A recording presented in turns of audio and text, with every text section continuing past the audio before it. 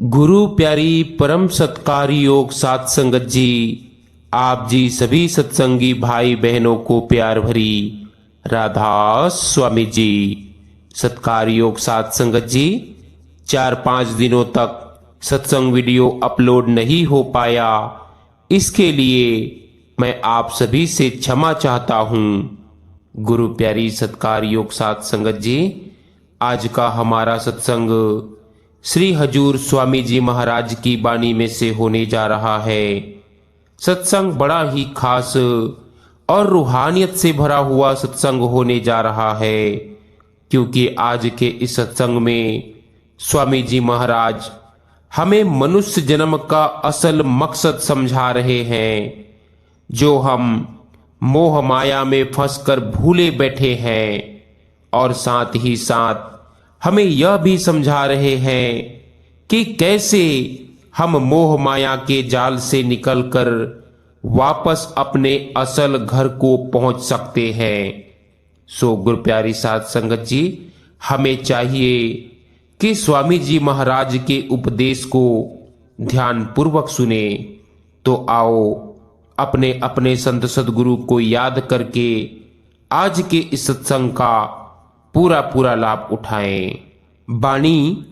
बानी श्री हजूर स्वामी जी महाराज। सत्संग के वचन।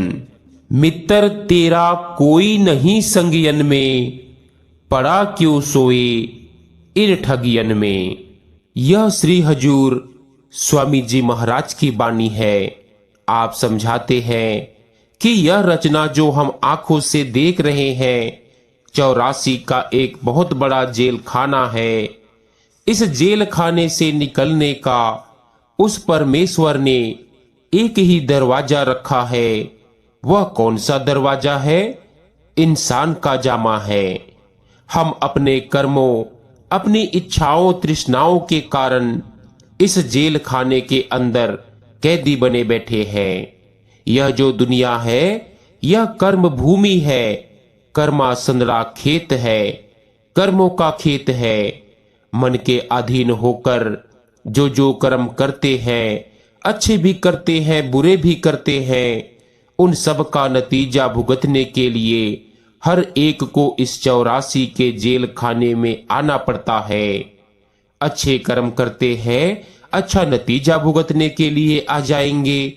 बुरे कर्म करते हैं, बुरा नतीजा भुगतने के लिए आ जाएंगे। ना कोई अच्छे कर्मों के कारण देह के बंधनों से आजाद हो सकता है, ना कोई बुरे कर्मों के कारण जन्म मरण के दुखों से बच सकता है। अगर हम नेक कर्म करते हैं, क्या नतीजा होता है? सेठ साहूकार बन जाते हैं, राजा महाराजा बन जाते हैं, कौमों, मजहबों, मुल्कों की हुकूमत हासिल करके आ जाते हैं, ज्यादा से ज्यादा बैकुंठों और स्वर्गों में चले जाते हैं। वे भी भोग योनियां हैं, नियत समय के लिए है। उसके बाद फिर हमें वापस इसी 84 के जेल खाने में आना पड़ता है। अगर बुरे कर्म करते हैं फिर तो नरक और 84 हमारे लिए तैयार ही रहती है। क्या राजा, क्या प्रजा, क्या अमीर, क्या गरीब, क्या औरत, क्या आदमी, दुनिया के सब जीव इस जगह आकर अपने अपने कर्मों का हिसाब दे रहे हैं। और इन कर्मों के कारण जिस भी जामे में जाकर जन्म लेते हैं, उसी जामे के अंदर बैठकर दुख और मुसीबतें सहनी पड़ती है। किसी भी जामे के अंदर जाकर हम कभी सुख और शांति प्राप्त नहीं कर सकते। निचले जन्मों के बारे में क्या सोचेंगे, कभी जबान से बयान ही नहीं किया जा सकता। इंसान के जामे के बारे में विचार करके देखे, जिसे हम टॉप ऑफ द क्रिएशन या अशरफुल मखलूकात कहकर याद करते हैं। ऋषियों मुनियों ने नर नारायणी देह कहकर बयान किया है। इसके अंदर बैठकर कोई कौन सा सुख हासिल प्राप्त कर सकता है, शांति प्राप्त कर सकता है? कौमों, मजहबों, मुल्कों के झगड़ों से हमें फुर्सत ही नहीं मिलती। कितने गरीबों का खून होता है, कितनी औरतें विधवा होती है, कितने बच्चे यतीम होते हैं। जिस नगरी में यह दुर्दशा और हालत है कि रोटी कपड़े के लिए हम भटकते और तड़पते फिरते हैं, आप सोचे उस नगरी में जाकर हम सुख कैसे हासिल कर सकते हैं, शांति कैसे प्राप्त कर सकते हैं। स्वामी जी महाराज कहते हैं, सुरत सुन बातरी तेरा धनी बसे आकाश। कहते हैं कि ऐ आत्मा, तेरा पति वह परमात्मा है, परमेश्वर है, तू माया के जाल में फंसी हुई है। जब तक तू वापस अपने घर नहीं पहुंचेगी, तू कभी सुहागिन नहीं हो सकती। तेरा जन्म मरण के दुखों से कभी छुटकारा नहीं हो सकता। इसीलिए हर एक महात्मा हमारे अंदर उस मालिक से मिलने का शौक और प्यार पैदा करता है। स्वामी जी महाराज कहते हैं कि यह जो मौका है, यह परमात्मा ने हमें अपनी भक्ति के लिए बख्शा है, अपने प्यार के लिए बख्शा है। आप वाणी में लिखते हैं, मिली नर देह यह तुमको, बनाओ काज कुछ अपना, पचो मत आए इस जग में, जानियो रैन का सुपना। कहते हैं कि यह जो इंसान का जामा है, यह मालिक ने हमें अपना असली काम करने के लिए बख्शा है। अब हमारा असली काम कौन सा है? जो काम, जो धंधा हमें वापस जाकर मालिक से मिला देता है। स्वामी जी महाराज कहते हैं कि यह जो देह है, यह झूठी है, इसे भी हमारा साथ छोड़ देना है। और जो कुछ रचना दुनिया में आंखों से हम देखते हैं, यह भी झूठी है, इसे भी नष्ट या फना हो जाना है। यह सब भ्रम है, इसकी कोई असलियत नहीं है, क्योंकि हर एक को नष्ट या फना हो जाना है। गुरु रामदास जी कहते हैं, काया नगर नगर है निको, विच सौदा हर रस की जय। कहते हैं कि हमारी देह बहुत ही खूबसूरत शहर है, क्योंकि इसके अंदर बैठकर हम हरि का सौदा खरीद सकते हैं। सो इस देह में बैठकर जो सौदा असल में हमारे खरीदने के काबिल है, वह मालिक की भक्ति है, मालिक का प्यार है, मालिक का मिलाप है। इसीलिए महात्मा उपदेश करते हैं कि इस मौके से फायदा उठाकर हर एक को उस मंजिले मकसूद को आंखों के आगे रखना चाहिए, रूहानी सफर तय करना चाहिए, ताकि देह में आने का असल मकसद पूरा हो सके। जब परमात्मा हमें यह मौका देता है, हम जिंदगी के असली मकसद को बिल्कुल भूलकर बैठ जाते हैं। हम बेटे बेटियों के प्यार में फंस जाते हैं, कौमों मजहबों मुल्कों की भक्ति में लग जाते हैं, शराबों कबाबों की लज्जतों में फंस जाते हैं। हमारे अंदर धन दौलत की चाह पैदा हो जाती है। इतना इन इंद्रियों के भोगों के गुलाम हो जाते हैं कि और तो और अपनी मौत को भी भूल जाते हैं। रोज देखते हैं कि हमारे साथी हमारा साथ छोड़ते जा रहे हैं, एक एक को साथ जाकर खुद शमशान भूमि में छोड़कर आते हैं। खुद देखते हैं कि दुनिया में से खाली हाथ गया है, फिर भी हमें कभी ख्याल नहीं आया कि वह दुनिया में से कुछ भी इकट्ठा करके नहीं ले जा सका। हम क्या इकट्ठा करके ले जाएंगे? गुरु नानक साहिब कहते हैं, धंधे धावत जग बाधिया, ना बूझे विचार, जन्म मरण विसारिया, मन मुग मुगद गवार। कहते हैं कि हम दुनिया के जीव कितने मनमुख हैं, मूर्ख हैं, गवार हैं, कि हम सारा दिन पेट के धंधे दुनिया की शक्लों और पदार्थों के लिए भटकते और तड़पते फिरते हैं। हमारे अपने घर में आग लगी हुई है, उस आग का न हमें पता है, न कभी बुझाने की कोशिश की है। लोगों के घर की आग बुझाने की फिक्र लगी हुई है। अपना बोझा हमसे उठाया नहीं जाता, पराए गधे बने बैठे हैं। अपना घर लूटा जा रहा है, लोगों के घरों की चौकीदारी करते हैं। अपने आप को भी धोखा देते हैं, दुनिया को भी धोखा देते हैं। स्वामी जी महाराज प्यार से समझाते हैं कि जिनको हम सारी उम्र साथ रखते हैं, बेटे बेटियां, बीबी बाल बच्चे, रिश्तेदार, यार दोस्त, बहन भाई, इनमें से कोई भी हमारा हमदर्द नहीं है। हर एक को हमारा साथ छोड़ देना है। सब अपने स्वार्थ के लिए हमारे बने हुए हैं। अगर इनको हमसे कोई गरज ना हो तो हमें कोई पूछने को तैयार ही नहीं होता। हम इनके मोह और प्यार की नींद में सोए हुए हैं। कैसे सोए हुए हैं कि जिस मकसद के लिए मालिक ने यह मौका दिया है, उस मकसद को बिल्कुल भूले बैठे हैं। स्वामी जी महाराज हमें गफलत की नींद से बेदार करते हैं, जगाते हैं कि तुम उस समय और वक़्त को आंखों के आगे रखकर देखो। उस वक़्त कौन तुम्हारी सहायता करता है, कौन तुम्हारी मदद करता है। ये रिश्तेदार, यार दोस्त, भाई बहन, जिनके लिए हम इतनी ठगियां और बेईमानियां करते हैं, इतने इतने जिंदगी के उसूलों को कुर्बान करते हैं, इनको तो कभी यह भी पता नहीं चलता कि मौत के फरिश्ते आए किधर से और लेकर चले किधर गए।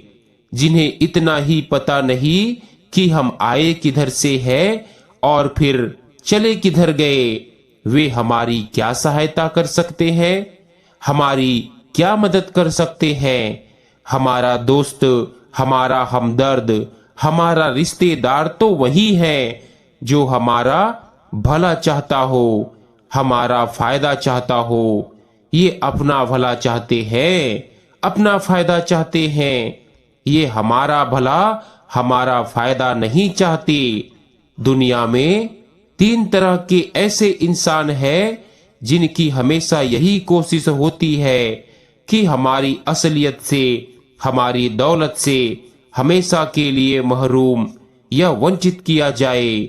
एक चोर होता है, एक डाकू होता है और एक ठग होता है। चोर की हमेशा यही कोशिश होती है कि घर वाला अंदर ना हो, घर से कहीं बाहर गया हो या गहरी नींद में सोया हो, ताकि वह उसके घर के अंदर जाकर उसका सारा सामान ले जाए। डाकू हमारे घर पर होने की भी परवाह नहीं करते। वे तलवार या बंदूक की नोक हमारी छाती पर रखकर हमें रोते पीटते छोड़कर हमारा सामान लुट कर ले जाते हैं। जो ठग होते हैं वे हमारे अपने बन जाते हैं, हमारा विश्वास प्राप्त कर लेते हैं और उन्हें हम खुशी खुशी अपने हाथ से सब कुछ दे देते हैं। जब वे ले जाते हैं तब हमें होश आता है कि हम कहते हैं कि वह लूट कर ले गया, वह ठग कर ले गया। स्वामी जी महाराज कहते हैं कि जिन्हें तुम अपना समझे बैठे हो वे ठग हैं। वे सारी उम्र तुम्हें अपने मोह और प्यार में इतना फंसा कर रखते हैं कि होश ही तुम्हें उस वक्त आता है जिस वक्त धर्मराय के यमदूत आंखों के आगे आकर खड़े हो जाते हैं और आवाज देते हैं कि चल भाई। उस वक्त कौन हमारी सहायता कर सकता है, कौन हमारी मदद कर सकता है। गुरु नानक साहिब कहते हैं, बिन नावे को संग न साथी। उस नाम की कमाई के सिवाय कोई साथ नहीं जाएगा, कोई सहायता नहीं करेगा, कोई मदद नहीं करेगा। कितने रिश्ते नाते बना लो, कितने ही लोगों की वाह वाह इकट्ठी कर लो, आखिर अकेले ही जाना पड़ता है। उस वक्त कोई किसी की सहायता नहीं कर सकता। स्वामी जी महाराज गफलत की नींद से खबरदार करते हैं कि सारी उम्र इनके मोह में ही ना फंसे रहो, इनके प्यार में ही ना फंसे रहो। जिस मकसद के लिए मालिक ने तुम्हें यह मौका दिया है उसके बारे में भी सोचने की कोशिश करो। गुरु अर्जुन देव जी कहते हैं, इस पौड़ी ते जे नर चूके सो आए जाए दुख पाएंदा। कहते हैं कि यह जो इंसान का जामा है यह सीढ़ी का आखिरी डंडा है। कोशिश करेंगे मकान की छत पर चले जाएंगे, अगर आखिरी सीढ़ी से भी हमारा पैर फिसलता है हम सीधे नीचे आकर गिरते हैं। अगर हिम्मत करके मालिक की भक्ति करके मालिक से मिलाप कर ले तो देह के बंधनों से, जन्म मरण के दुखों से हमेशा के लिए छुटकारा हो जाता है। अगर उन्हीं विषय विकारों, शराबों, कबाबों, बेटे बेटियों के प्यार में फंसे रहेंगे तो इनका नतीजा भुगतने के लिए हर एक को बार बार 84 के जेल खाने में आना पड़ेगा। कबीर साहिब कहते हैं, कबीर मानस जन्म दुर्लभ है, होए न बारंबार, जीव बन फल पाके गिरे, भूई न लागे डार। कहते हैं कि जैसे एक दरख्त से फल पककर जमीन पर गिर जाए, हम कितनी ही कोशिश करें वह फल दरख्त के साथ नहीं जुड़ सकता। इसी तरह अगर यह मौका एक बार हमारे हाथ से निकल गया तो यह भी हमें बार बार नहीं मिलेगा। महात्मा हमें चेतावनी देते हैं कि जिस मकसद के लिए मालिक ने हमें मौका दिया है उसे हमेशा आंखों के आगे रखना चाहिए। स्वामी जी महाराज कहते हैं कि इस घर से उस घर को जाओ। जब तक मालिक ने तुम्हें देह में बैठने का मौका दिया है तुम्हें असली घर की खोज कर लेनी चाहिए। जो यह घर यानी देह है यह तो आरजी है, अस्थाई है। यह काल का पिंजरा है, किराए का मकान है, पराया मकान है। किसी को 50-60 साल के लिए मिला है, किसी को 70-80 साल के लिए मिला है। जितने जितने सांस मालिक ने बख्शे हैं भुगतने के बाद हर एक को इसे यही छोड़ जाना है। किसी का देह अग्नि के सुपुर्द हो जाएगा, किसी का मिट्टी के सुपुर्द हो जाएगा, लेकिन वह जो घर है जहां परमात्मा रहता है उस घर में जाकर हमें वापस किसी और घर में नहीं आना पड़ता। स्वामी जी महाराज कहते हैं कि जब तक तुम्हें यह इंसान का जामा मिला हुआ है तुम्हें असली घर की खोज कर लेनी चाहिए, जहां परमेश्वर रहता है, परमात्मा रहता है, जिससे मिलकर हमारा देह के बंधनों से, जन्म मरण के दुखों से, 84 के जेल खाने से हमेशा के लिए छुटकारा हो जाता है। इसीलिए स्वामी जी महाराज समझाते हैं कि जिनके मोह और प्यार में फंसे हुए हो इनमें से ख्याल को निकालना चाहिए, मालिक की भक्ति करनी चाहिए, मालिक की खोज करनी चाहिए। कहते हैं कि इस रचना की शक्लों और पदार्थों की, रिश्तेदारों की असलियत का हमें कहां जाकर पता लगता है। स्वामी जी महाराज कहते हैं कि जब हमें गुरुमुखों की संगति प्राप्त हो जाती है, जब हमें गुरुमुखों का सत्संग प्राप्त हो जाता है, तब पता चलता है कि इनसे हमारा तो लेन देन का संबंध है, इनसे हमारा गर्जों का प्यार है। गुरुमुखों के सत्संग में जाकर पता लगता है कि आत्मा और परमात्मा का रिश्ता क्या है, आत्मा और परमात्मा के बीच रुकावट किस चीज की है, और यह इंसान का जामा हमें परमात्मा ने किस लिए बख्शा है। गुरु अर्जुन देव जी कहते हैं, जिनके बंधन काटे सतगुर तिन साध संगत लिवलाई। कहते हैं कि जिन जिन जीवों को गुरमुख मालिक से मिलाना चाहते हैं सबसे पहले उनको अपनी संगति में, अपने सत्संग में लाते हैं, क्योंकि महात्मा के सत्संग में जाकर ही असलियत का पता लगता है कि जिस रचना को असल समझकर हम अपना बनाने में लगे हुए हैं, इसे नष्ट हो जाना है, इसे फना हो जाना है। बड़े बड़े सेठ साहूकार, राजा महाराजा, डिटेक्टर इस दुनिया को अपना बनाते चले गए, वे इसे अपना न बना सके। हम इन शक्लों और पदार्थों को किस तरह अपना बना सकते हैं? इन सब बातों की सूझ और समझ गुरमुखों के सत्संग में जाकर आती है। गुरमुख लोग मालिक के भक्त और प्यारे हमें बताते हैं कि हमारी आत्मा उस परमात्मा का अंश है, उस सतनाम समुद्र की बूंदे हैं।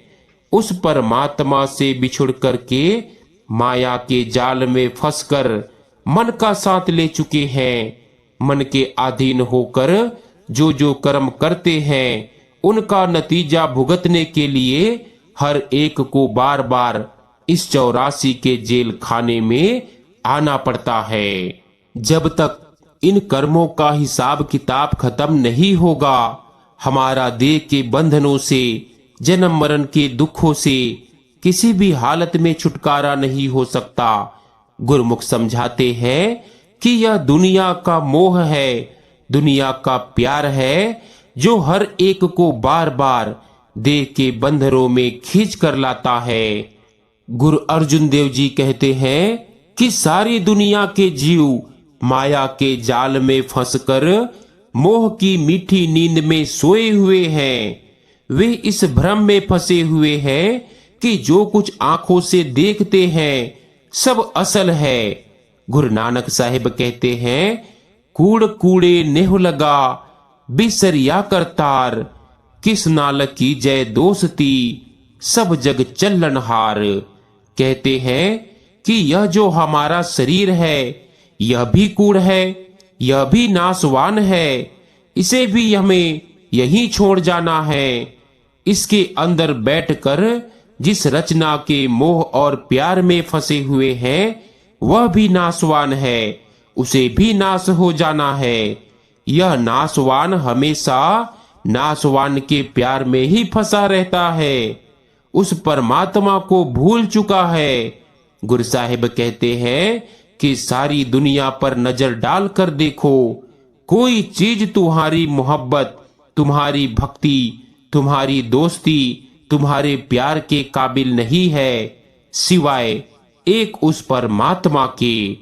यह जो सूझ है, यह जो समझ है, यह हमें गुरुमुखों के सत्संग में जाकर आती है, गुरुमुखों की संगति और सोहबत में जाकर आती है। वे किस तरह हमारे अंदर से रचना के मोह और प्यार को निकालते हैं, किस तरह हमारे अंदर मालिक की भक्ति, मालिक का इश्क और मालिक का प्यार पैदा करते हैं। स्वामी जी महाराज कहते हैं, गुर फिर रंग दे नाम अरंग में। कहते हैं कि वे हमें शब्द या नाम की कमाई करने का तरीका बतलाते हैं।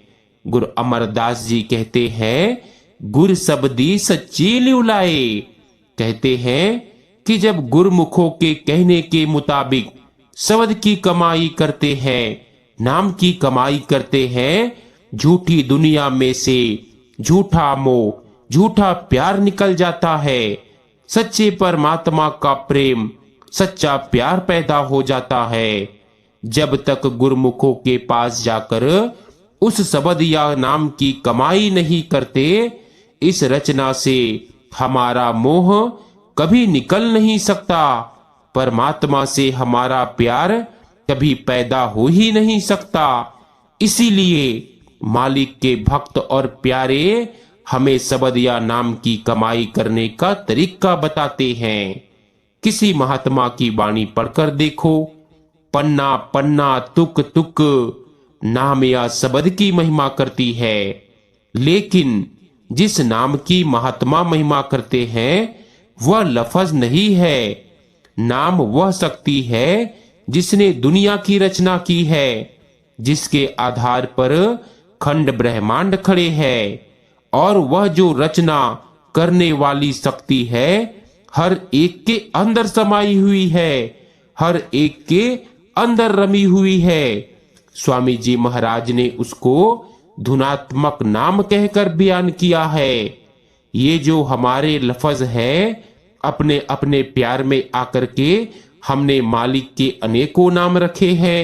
अल्लाह, वाहेगुरु, हरि ओम, राधा स्वामी, परमात्मा, परमेश्वर वगैरह ये वर्णात्मक शब्द हैं, क्योंकि ये लिखने, पढ़ने और बोलने में आ जाते हैं। सोच लो कितने मुल्क हैं, एक एक मुल्क की कितनी कितनी जबानें हैं, और एक एक जबान के अंदर कितने कितने लफ्जों के जरिए हम परमात्मा को याद करते हैं। हजारों अनेकों महात्मा दुनिया में आए हैं, हजारों अनेकों लफ्जों के जरिए उन्होंने उस परमात्मा को याद किया। अभी हजारों अनेकों महात्माओं को दुनिया में आना है, हजारों अनेकों लफ्जों के जरिए उस परमात्मा को याद करना है।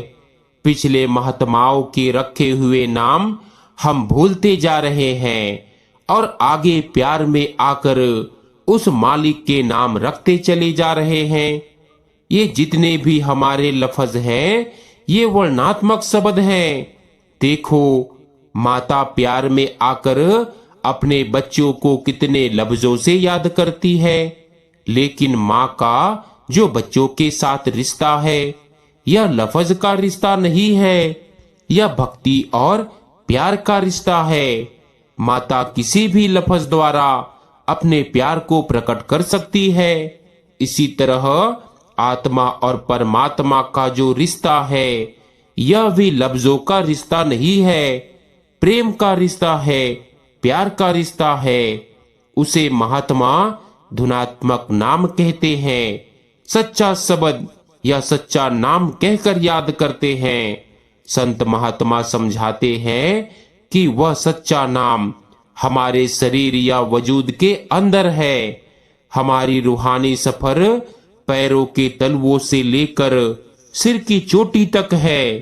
इस सफर की 2 मंजिलें हैं, एक आंखों तक है, दूसरी आंखों से ऊपर है।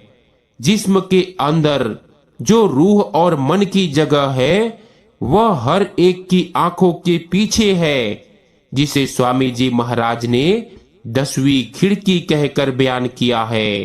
ये 9 खिड़कियां या 9 द्वार बाहर की तरफ खुलते हैं, वह 10वीं खिड़की अंदर की तरफ खुलती है। हमें गुरमुखों की शिक्षा के अनुसार अपने फैले हुए ख्याल को सिमरन और ध्यान के जरिए वापस ला करके आंखों के पीछे इकट्ठा करना है। तब हमें अंदर से अपने आप ही सूझ और समझ आनी शुरू हो जाती है कि वह मीठी से मीठी, सुरीली से सुरीली आवाज जो मालिक की दरगाह से आ रही है, वह चोरों के अंदर भी है, ठगों के अंदर भी है, साधुओं संतों महात्माओं के अंदर भी है। वहां किसी कौम का, किसी मजहब का, किसी मुल्क का कभी सवाल ही पैदा नहीं होता। कोई हिंदू होकर अंदर जाए, सिख ईसाई होकर अंदर जाए, जो खुशकिस्मत जीव, भाग्यवान अपने ख्याल को आंखों के पीछे इकट्ठा करता है, वह अपने अंदर से शब्द की धुनकार यानी धुनों को सुनना शुरू कर देता है। शब्द की ज्योति, शब्द के प्रकाश को देखना शुरू कर देता है। हमें उस धुन, उस आवाज, उस निर्मल नाद के जरिए अंदर का रुख कायम करना है। उस ज्योति और प्रकाश के जरिए अंदर रूहानी सफर तय करना है और मंजिल दर मंजिल अपने घर वापस पहुंच जाना है। गुरु नानक साहिब कहते हैं, अंतर ज्योत निरंतर बाणी, साचे साहिब सिव लिवलाई। कि कहते हैं कि हर एक की आंखों के पीछे यहाँ तीसरे तिल पर ज्योति जलती है। उसके अंदर से मीठी और सुरीली आवाज या बाणी की धुन उठ रही है। जो उस ज्योति के दर्शन करते हैं, उस बाणी की आवाज को सुनते हैं, उनका झूठी दुनिया में से झूठा मोह और झूठा प्यार निकल जाता है। उनके अंदर सच्चे परमात्मा का सच्चा मोह और सच्चा प्यार पैदा हो जाता है। स्वामी जी महाराज कहते हैं कि हम बुरी तरह से काल के जाल में फंसे हुए हैं। मालिक का किसी को पता नहीं, मालिक की तरफ किसी का ध्यान ही नहीं जाता। जो पहले कर्म किए हैं उनका नतीजा अब रो पीट कर भुगत रहे हैं। उसी तरह आगे दिन रात पाप और कर्म कर रहे हैं। मन में कभी ख्याल नहीं आता कि इनका नतीजा भोगने के लिए फिर इसी 84 के जेल खाने में आना पड़ेगा। गुरु नानक साहिब कहते हैं, बाबा जग फाथा महाजाल। कहते हैं कि दुनिया के जीव बड़ी बुरी तरह से काल के जाल में फंसे हुए हैं। मछली पकड़ने वालों के पास एक छोटा जाल होता है। अगर उसमें से कोई मछली निकल जाए, उनके पास बहुत बारीक जाल होता है। बारीक से बारीक मछली भी उस जाल में से निकलने नहीं देते। इसी तरह काल ने भी दुनिया में महाजाल बिछाया हुआ है। यह तो हम मालिक की भक्ति करते ही नहीं। अगर करते हैं तो इच्छाएं लेकर करते हैं, तृष्णाएं लेकर करते हैं। क्या नतीजा होता है? इच्छाएं तृष्णाएं पूरी करने के लिए फिर संसार में आ जाते हैं। या हम मालिक से डरते हुए भक्ति करते हैं कि अगर हम भक्ति नहीं करेंगे तो शायद हमारे बाल बच्चे मालिक वापस बुला लेगा, घर में बीमारी आ जाएंगी, धन दौलत में कमी आ जाएंगी। हम डरते हुए मालिक की भक्ति करते हैं। हमारे अंदर मालिक से मिलने का इशक नहीं है, प्यार नहीं है। स्वार्थ या गरज को लेकर के मालिक की भक्ति करते हैं। स्वामी जी महाराज हमें सावधान करते हैं कि हम तो बहुत बुरी तरह से काल के जाल में फंसे हुए हैं। जो इच्छाएं तृष्णाएं होती है उन्हें पूरी करने के लिए हमें फिर जन्म लेना पड़ता है। इच्छाएं तृष्णाएं ना आज तक कभी किसी की पूरी हुई है, ना ही कभी पूरी हो सकती है। एक महात्मा कहते हैं, आशा पर्वत जिंडिया मौत तनावा हेठ। हमारी इच्छाएं तृष्णाएं हिमालय पर्वत से भी ज्यादा बड़ी है। मौत हमारे पैरों के नीचे खड़ी है। पता नहीं किस वक्त भरे परिवार को छोड़कर जाना पड़ जाए।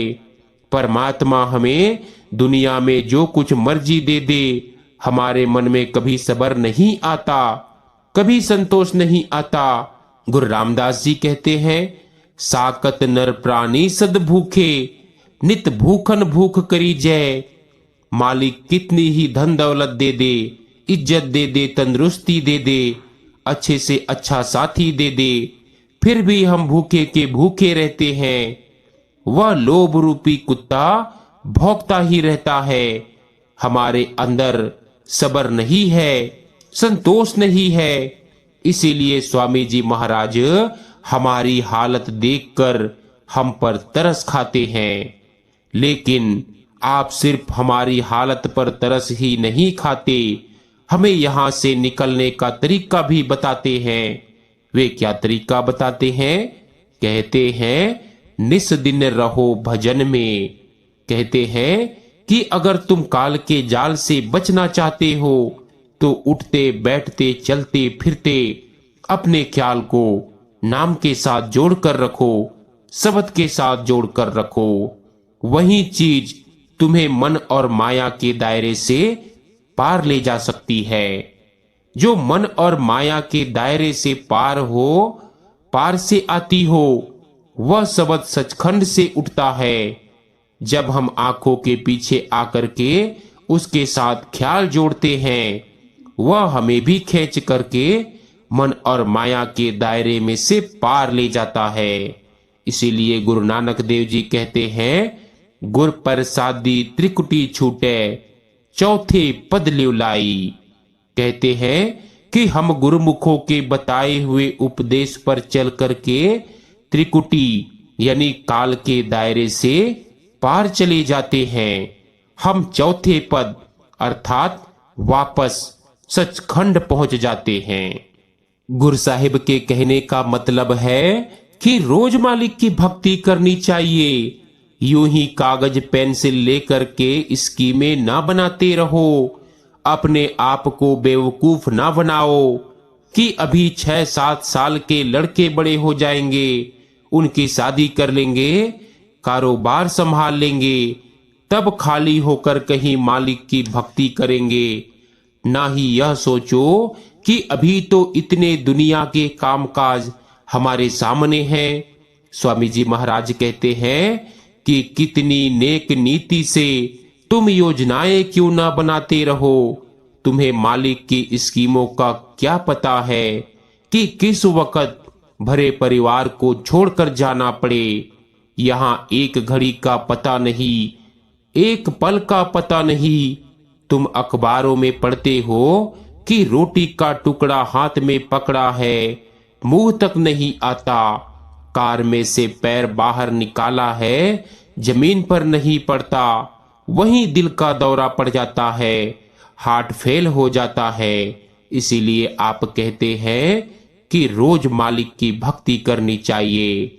मन लगे ना लगे, फर्ज समझ कर बैठो, ड्यूटी समझ कर बैठो।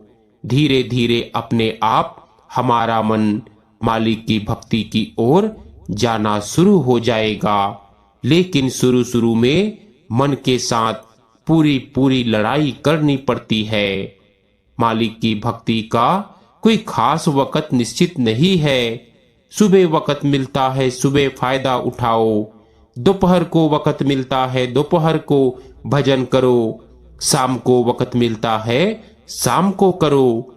जो घड़ी 2 घड़ी, घंटा 2 घंटा मालिक की याद में बैठेंगे, वही हमारे लेखे में लिखा जाएगा, उसी का फायदा प्राप्त होगा। अब सब कुछ कहकर स्वामी जी महाराज अंत में हमें सावधान करते हैं कि व्यर्थ अपने आप को धोखा ना दो। रोज परमात्मा की भक्ति करनी चाहिए। श्री हजूर स्वामी जी महाराज ने इस छोटे से शब्द में बहुत अच्छी तरह हमें खोलकर समझाया कि परमात्मा ने इंसान का जामा किस लिए बख्शा है और किस तरह जिंदगी का असली मकसद भूलकर बेटे बेटियों, कौमों, मजहबों, मुल्कों के झगड़ों में फंसे रहते हैं। हमें भी चाहिए कि उनके उपदेश से फायदा उठाकर उठते बैठते चलते फिरते अपने ख्याल को सच्चे शब्द के साथ जोड़कर रखे, सच्चे नाम के साथ जोड़कर रखे। सो गुरु प्यारी साध संगत जी, आज का हमारा यह सत्संग यहीं समाप्त होता है। कुछ दिनों से सत्संग वीडियो नहीं आ पा रहा था, इसके लिए मैं आप सभी सत्संगी भाई बहनों से क्षमा चाहता हूं। और अंत में आप सभी से एक छोटी सी विनती करता हूं कि सत्संग वीडियो को ज्यादा से ज्यादा अपने सत्संगी भाई बहनों के साथ शेयर भी कीजिएगा, ताकि उन्हें भी सत्संग वीडियो का पूरा पूरा लाभ प्राप्त हो सके। राधा स्वामी जी।